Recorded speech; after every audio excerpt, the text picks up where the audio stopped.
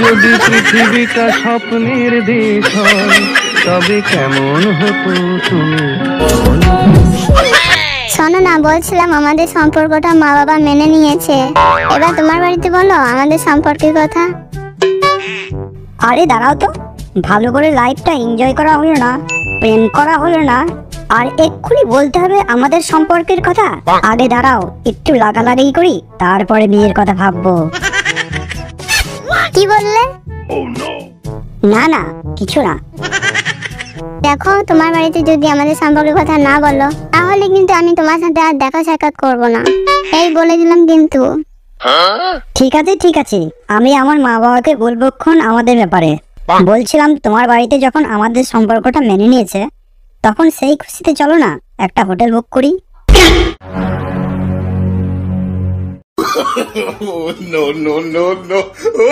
এই দেখো খাঁচা, এসব কিন্তু এখন নয়, সব কিছু বিয়ের পরে হবে। তুমি যদি এরকম মনোভাব রাখো তাহলে কিন্তু বাবার পছন্দের সরকারি কাগজ সাথে বিয়ে করে নেবো। ঠিক আছে ঠিক আছে, আমি আর বলবো না, যা হবে সব বিয়ের পরে হবে। এবার বাড়ি চলো, অনেক ঘোরাঘুরি হলো। ঠিক আছে চলো।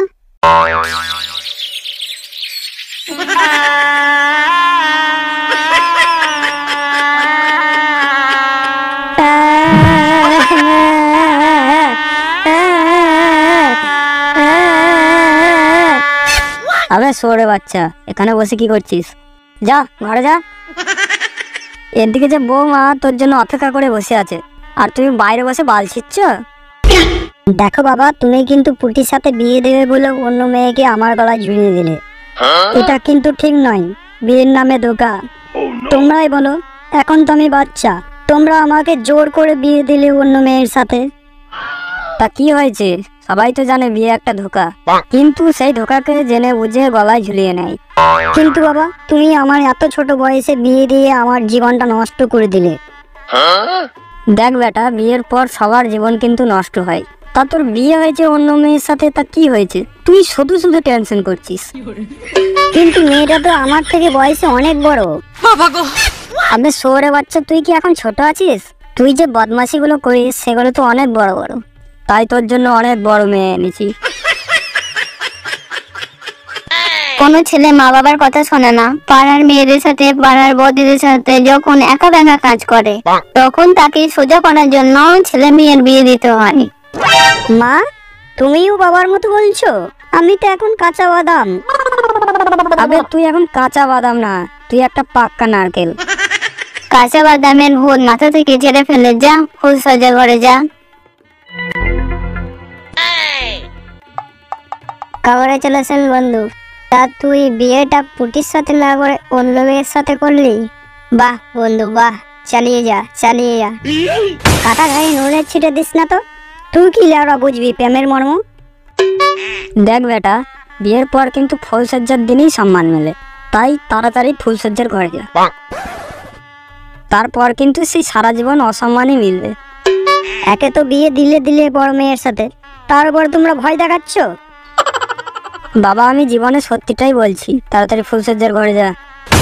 না বাবা, আমি ফুলসজ্জার ঘরে যাব না। খানকে ছেলে, তুই যাবি না তোর বাবা যাবে।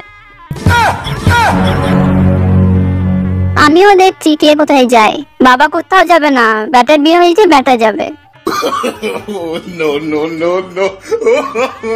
কিন্তু তোমার পায়ে পড়ছি, ওই মেয়েটাকে আমার গলায় ঝুলিয়ে দিও না বাবা।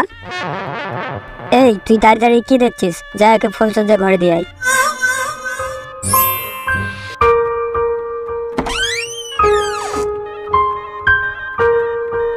এখন ঘরের ভিতরে চতুর্থ পানিপথের যুদ্ধ হবে, আমি এখন পালাই।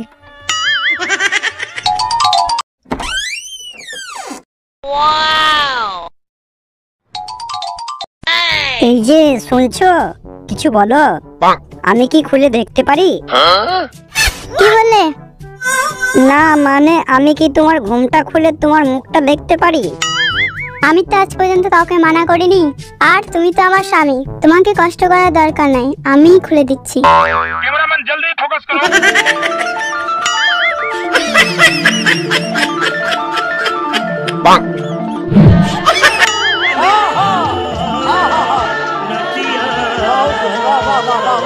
वाह क्या सीन है।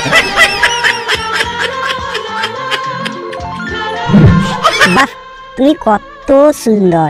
মনে হয় তোমার কোনো বয়ফ্রেন্ড টয়ফ্রেন্ড ছিল না? আরে না না, আমি তো ওদের নাম বলছিলাম। অনেকের নাম পেটে আসছে কিন্তু মুখে আসছে না। এই যে গার মেরেছে, এ কোন 12 হাতেরই পাল্লায় পড়লাম রে পাড়া। এর থেকে আমার পুঁটি অনেক ভালো ছিল। কি হলো, আমার কথা শুনে চমকে গেলে নাকি? আরে না না, আগে তো তোমার কোনোদিন বিয়ে হয়নি, তাই তুমি ভয়ে কাঁপছো। ভয় করো না, বিয়ের পর সব আস্তে আস্তে ঠিক হয়ে যাবে।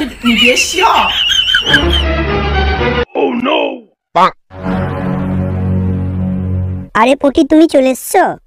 তোমার এক্ষুনি নাম করছিলাম। হ্যাঁ আমি তো চলে এসেছি, কিন্তু আজ আমি তোকে ছেড়ে কথা বলবো না। বিয়ে হতে না হতে সবকিছু শেষ, সবাই কি আমার পিছনে হাত ধুয়ে পড়েছে? তুমি এমন একটা কাজ করছো যে সবাই তোমার পিছনে পড়ে আছে। কিন্তু আমি কি করলাম? আমি তো কিছুই বুঝতে পারছি না। আর তুমি আমাকে বকছো কেন? যা করেছে আমার মা বাবা করেছে। তুমি ওকে বিয়ে করে আমাকে ধোকা দিয়েছো। আমি তোমাকে আজ ছাড়বো না। কিন্তু পুটি, কোনো কিন্তু কিন্তু নয়। প্রেম করবা আমার সাথে আর বিয়ে করবা অন্যজনের সাথে। তুমি একটা ধোঁকাবাজ ছেলে, আমি তোমাকে ছাড়বো না। আরে না না, দেখো পুটি, একে বিয়ে করেছে তো কি হয়েছে? আমি তোমাকেও বিয়ে করে নেব। কি আমি থাকতে তুমি আর একটা বিয়ে করবে? এটা তো আমি কিছুতেই হতে দিতে পারি না। কি তুমি দুটো বিয়ে করবে আর ওকেও ধোকা দেবে? একটি এত মানুষ যে কাউকে ধোকা দেবার আগে যেন 100 বার ভাবে। Bye bye. খতম। আমাকে ছেড়ে দাও প্লিজ, আমাকে ছেড়ে দাও। আমি আর বিয়ে করব না, প্লিজ আমাকে ছেড়ে দাও। এ তো স্বপ্ন ছিল, যাক আমি বেঁচে গেছি। ওই মেয়েগুলো আমাকে কি নাজেহালটা নাই করলো। যাক আমি বেঁচে গেছি। Thank you God, thank you god.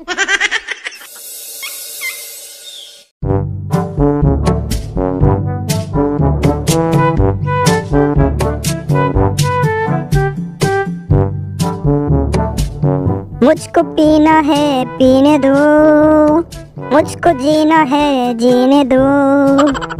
কি ব্যাপার, ছেঁচা ওখানে বসে কি করছে? আর ওইভাবে কেলানি কেষ্ট দেবদাসের মতো গান করছে কেন?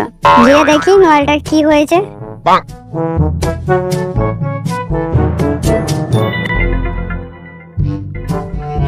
কিরে লেওড়া, মুখটা ওরকম হাড়ির পন্দের মতো করে বসে আছিস কেন রে বাড়া? তুই বাড়া শুনে কি করবি? তুই কি আমার সমস্যা সমাধান করতে পারবি? তাই কানের কাছে ঘ্যান ঘ্যান না করে আমাকে একটু শান্তিতে থাকতে দে।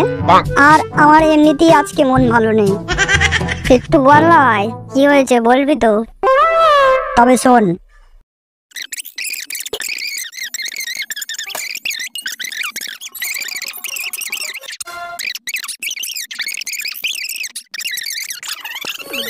এবার বল, আজকাল লেওড়া মেয়েদের মন বোঝা বড় মুশকিল রে ভাই। বুঝলাম। দেখ ভাই, আমি আর মেয়েদের চক্করে টক্করে নাই। প্রেমও করবো না, বিয়েও করবো না, কিন্তু লাগানোর খুব ইচ্ছে জানিস তো আমার। তা কি করে সম্ভব? প্রেম করবি না, বিয়ে করবি না, অথচ লাগাবি? দেখ না ভাই, দেখ কি করে সম্ভব, একটু দেখ না ভাই।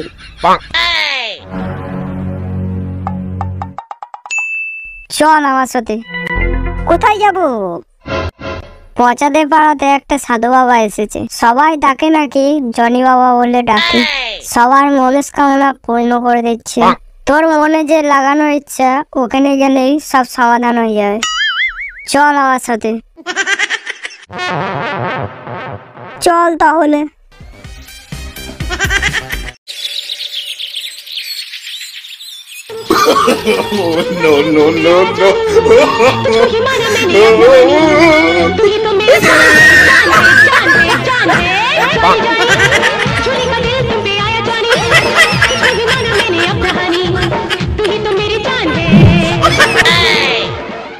জনি বাবা, এ আমার বন্ধু খেঁচা।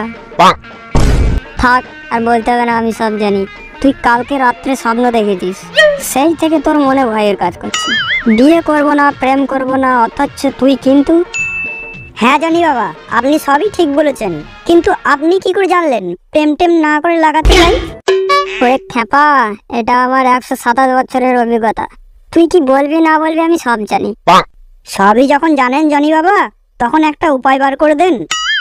তোর মনের মধ্যে যে ভয়ের কাজ করছে সেটা আগে দূর করতে হবে, তবেই তোর কাজ হবে। সেই জন্যই তো আপনার কাছে এসেছি। এখন আপনি পারেন সমস্যার সমাধান করতে। হরি ওম, তোর সমস্যার সমাধান হয়ে যাবে। তোকে আগামী আশ্চর্য শক্তি দিব। তুই বিয়ে না করেই কিন্তু ফুলসজ্জা করবি।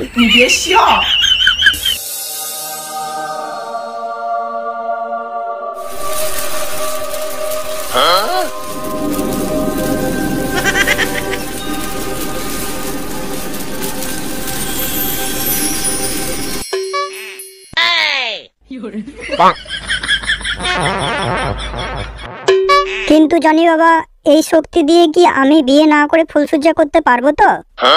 হ্যাঁ রে খ্যাপা, কিছুদিন ওয়েট কর, সব কিছু বুঝতে পারবি। আমার আশ্চর্য শক্তি কখনো বিফলে যায় না।